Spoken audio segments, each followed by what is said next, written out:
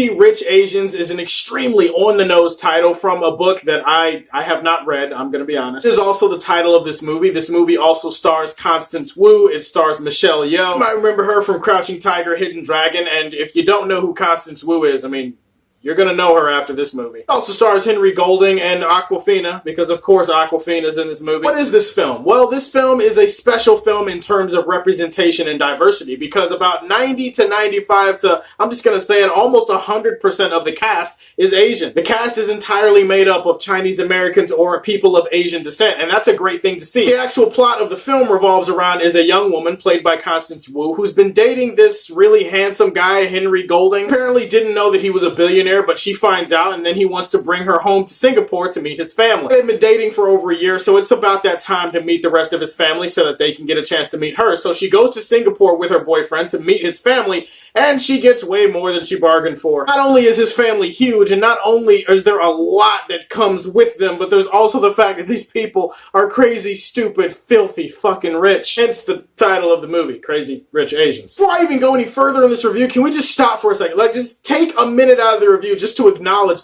the beautiful money that was in this movie. Oh my god, everywhere you look in this movie, there's just money. There's money everywhere. And I'm talking about every kind of money that can exist in a world like this. Big money, tall money, long money, old money, young money. I mean, there's just so much money in this movie, and I'm not gonna lie, I got a little horny watching this movie. Full disclosure for you guys, I do get kind of horny when I see a whole bunch of big money in a movie, and this movie has the money. The people in this movie are not just rich, they're like omnipotent level rich. Like, they're so rich that I'm pretty sure if they fart, that might cost money. Every time they pass gas in this movie, I'm pretty sure that's another $10 to $20 million that just floats away in the wind. I would do almost anything in life to acquire a taste, a smidgen, even just a crumb of the kind of money that these people in this movie have. I actually probably shouldn't say almost anything, because that immediately opens up the door to prostitution. And I'm not saying that I would prostitute myself for this kind of money. I would just stand on the corner and hope that somebody lets me into their car. It's cold out there in those corners, guys. I'm just saying. That's not the same as prostitution. That's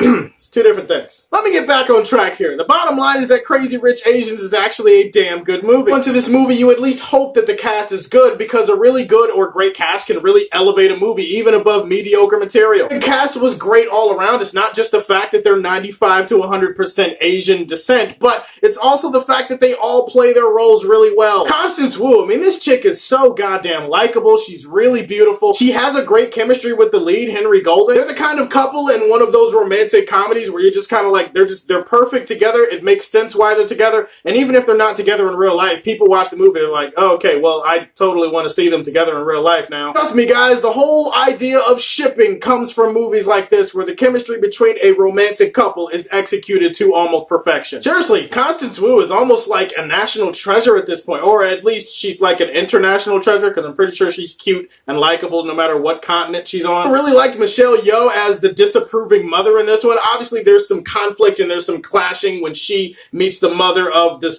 boyfriend that she's had for over a year. Ever since she had to watch Lee Mu-bai die in Crouching Tiger, Hidden Dragon, I've always seen her in these movies, and I'm just kind of like, you know what?